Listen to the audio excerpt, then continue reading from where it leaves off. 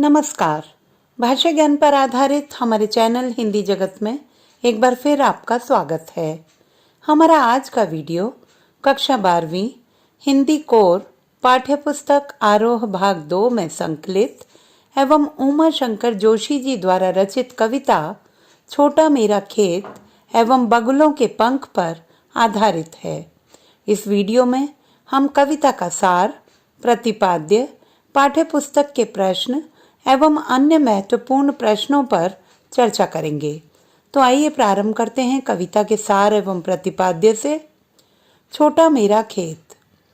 इस कविता में कवि उमा शंकर जोशी ने कविता और कृषि कर्म में समानता बताते हुए कागज के पन्ने को चौकोर खेत की तरह बताया है। कवि ने खेती के रूप में कवि कर्म के हर चरण को बांधने की कोशिश की है, जिसमें भावों की आंधी से बीज को बोने पर इसमें शब्द रूपी अंकुर फूटते हैं और कविता रूपी फसल तैयार होती है। यह बीज रचना, विचार और अभिव्यक्ति का हो सकता है, जो कल्पना का सहारा लेकर विकसित होता है। कविता की पूर्णता कृषि कर्म के लिहाज से पुष्पित पल्लवित होने की स्थिति है। यह कभी न समाप्त होने वाली फसल है। यह फसल अनंत काल तक चलने वाली कटाई से भी कम नहीं होती, अर्थात रसिक लोग सदैव इसका आनंद प्राप्त कर सकते हैं। अब देखते हैं कविता बगुलों के पंख का सार एवं प्रतिपाद्य। प्रस्तुत कविता में कवि प्राकृतिक सौंदर्य के प्रतीकों के माध्यम से संध्या के सौंदर्य को उभारते हैं। सुंदर दृश्य बिंब युक्त इस कविता में कवि काले बादलों से भरे आकाश में पंक्ति बनाकर उड़ते हुए सफेद बगुलों को देखता है। बगुलों की यह पंक्ति उन्हें कजरारे बादलों के ऊपर तैरती सांझ की श्वेत काया के समान प्रतीत होती है। इस मोहक दृश्य में कवि सब कुछ भूलकर स्वयं को उसमें खोया हुआ अनुभव करता है। अतः वह इस माया से स्वयं को बचाने की गुहार लगाता है, परंतु स्वयं को बचा नहीं पाता। आइए अब देखते हैं पाठ्यपुस्तक के प्रश्नोत्तर कविता के साथ। प्रश्न 1, छोटे चौकोने खेत को कागज का पन्ना कहने में क्या अर्थ निहित है? उत्तर, कविता छोटा मेरा खेत में कवि खेती और कवि कर्म में समानता को दर्शाते हैं। कवि के अनुसार छोटा चौकोना खेत कागज के पन्ने के समान है। जिस प्रकार खेत में बीज, जल, रसायन आदि डालने पर उसमें से अंकुर, फूल, फल आदि उगते हैं, उसी प्रकार कागज के पन्ने पर कवि के भाव, शब्द, अलंकार, रस आदि के रूप में प्रकट होते हैं। कल्पना और भाषा के माध्यम से उत्पन्न रचना फसल के रूप में मिलती है। प्रश्न 2, रचना के संदर्भ में अंधड़ और बीज क्या हैं? उत्तर, रचना के संदर्भ में अंधड़ का अर्थ है भावना का आवेग और बीज का अर्थ है वैचारिक अभिव्यक्ति। भावना के आवेग से ही हृदय में प्रस्फुटित विचार रचना के ही रूप में प्रकट होते हैं। प्रश्न 3, रस का अक्षय पात्र से कवि ने रचना कर्म की किन विशेषताओं की ओर इंगित किया है? उत्तर, कवि रचना कर्म को अर्थात कविता सृजन को रस का अक्षय पात्र कहते हैं।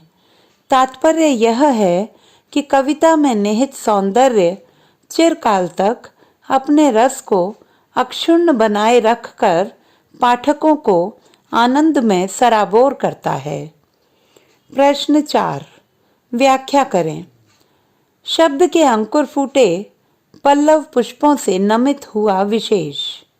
उत्तर, कवि के अनुसार छोटे खेत रूपी कागज के पन्ने पर विचार और अभिव्यक्ति का बीज बोने पर वह कल्पना रूपी रसायन के सहारे फलने फूलने लगता है।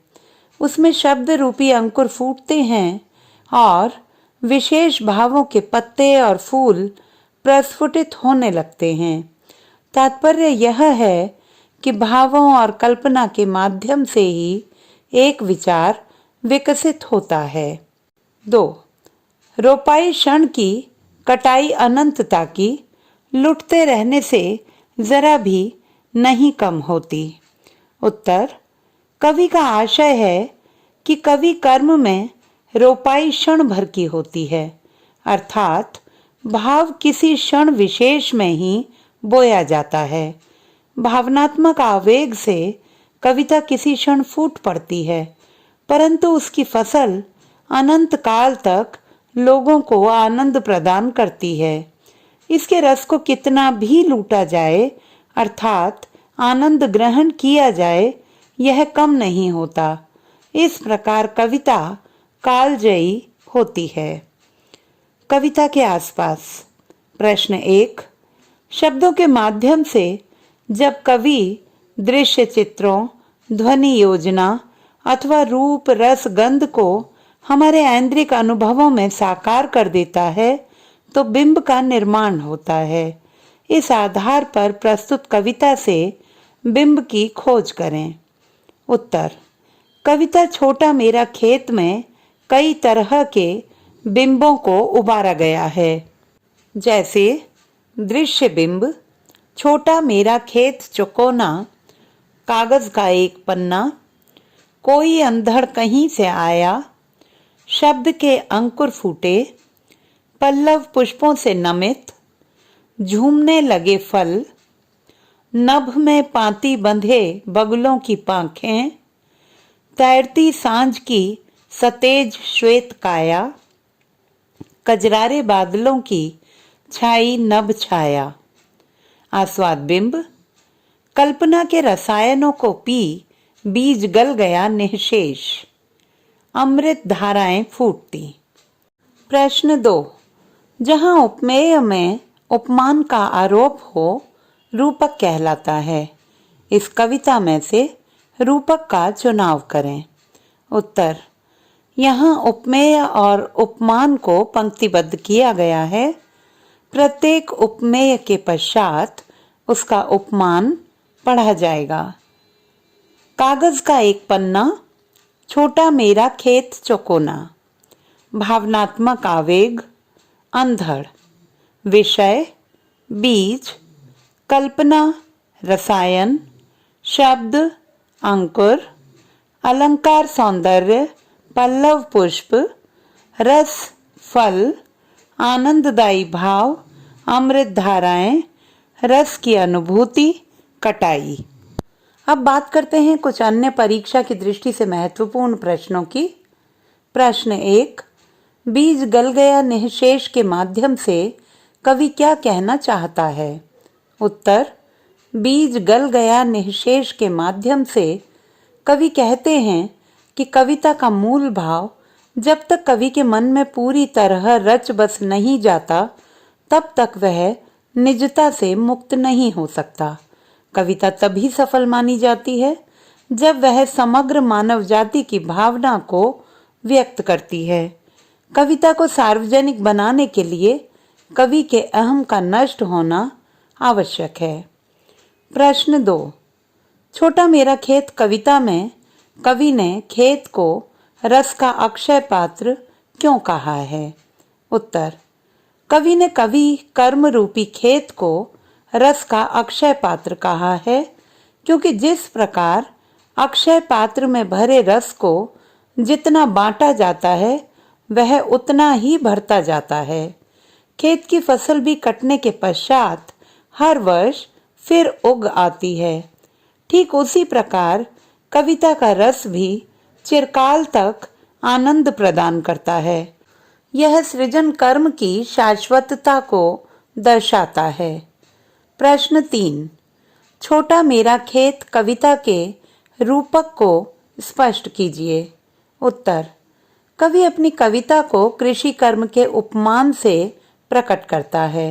उनके अनुसार जिस तरह कृषक द्वारा खेत में बीज बोकर उसे पोषित करने पर वह अंकुरित पल्लवित होकर लोगों का पेट भरने योग्य फल प्रदान करता है, ठीक उसी प्रकार कविता में कवि खेत रूपी पन्ने पर भाव रूपी बीज, विचार रूपी जल और अलंकार रूपी रसायनों को उंडेल कर कविता रूपी फसल की प्राप्ति करता है, जिसके रस का आनंद अनंत काल तक लिया जा सकता है।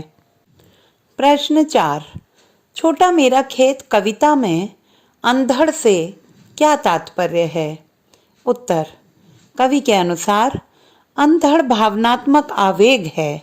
कवि के मन में भी भावनाएं होती हैं, परंतु कविता लेखन हेतु प्रेरणा अनजाने ही जागृत होती है, जो कवि के मन को सृजन हेतु झकझोर कर रख देती है।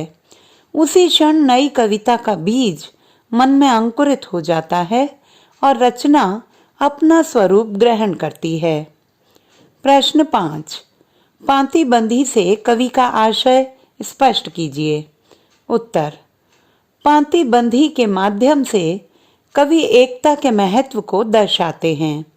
जिस प्रकार ऊंचे आकाश में बगुले पंक्तिबद्ध होकर निडरता पूर्वक उड़ते हैं, उसी प्रकार मनुष्य को भी एकजुट होकर रहना चाहिए। एकता का यह भाव न केवल उनमें परस्पर सद्भाव विकसित करेगा, बल्कि वह निडरता पूर्वक जीवन की ऊंचाइयों को छू सकेंगे। तो बच्चों, आशा करती हूँ कि हमारा आज का यह वीडियो आपके लिए अत्यंत उपयोगी सिद्ध होगा। इस पाठ के बहुवैकल्पिक प्रश्नों पर आधारित हमारा आगामी वीडियो देखना न भूलें। भाषा संबंधी किसी भी समस्या के समाधान हेतु बने रहिए सुनीता भटनागर हिंदी जगत के साथ। आपका दिन शुभ हो।